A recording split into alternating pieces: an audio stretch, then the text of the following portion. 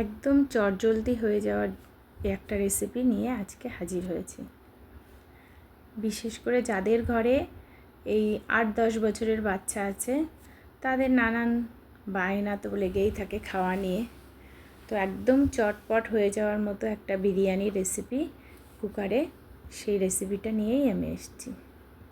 আজকে আমি যে রান্নাটা করব এটা হলো চিকেন বিরিয়ানি। প্রথমে পেঁয়াজটা ভালো করে লাল করে নিলাম তেলের মধ্যে, আর তার মধ্যে গোটা গরম মশলা দিয়ে দিলাম।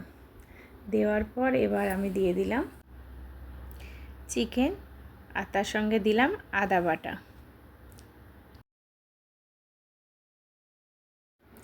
এবার তো একে একে ওই নিজেদের রেগুলারের যে মশলাগুলো আছে সেগুলোই দিয়ে দিলাম।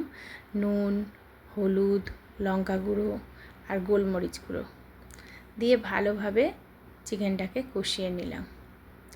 একটু ভালো করে আঁচ কমিয়ে আস্তে আস্তে কষাতে হবে।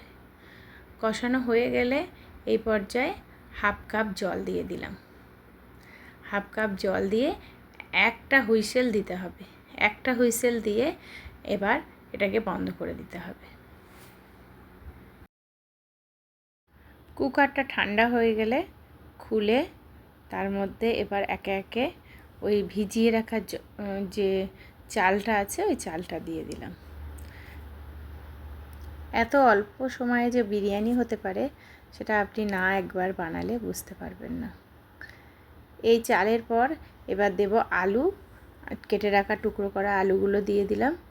আলু দেওয়া হয়ে গেলে এর সঙ্গে ওপর থেকে একটু টক দই জলে গুলিয়ে রেখেছিলাম হাফ কাপ মতো, সেই টক দইটা দিয়ে দিলাম।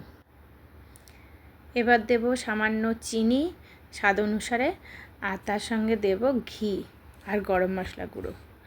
যদি বিরিয়ানির মশলা গুঁড়ো থাকে তাহলে সেটাও দিলে তো ভালোই। দিয়ে ঢাকনা বন্ধ করে আবার একটা হুইসেল দেব।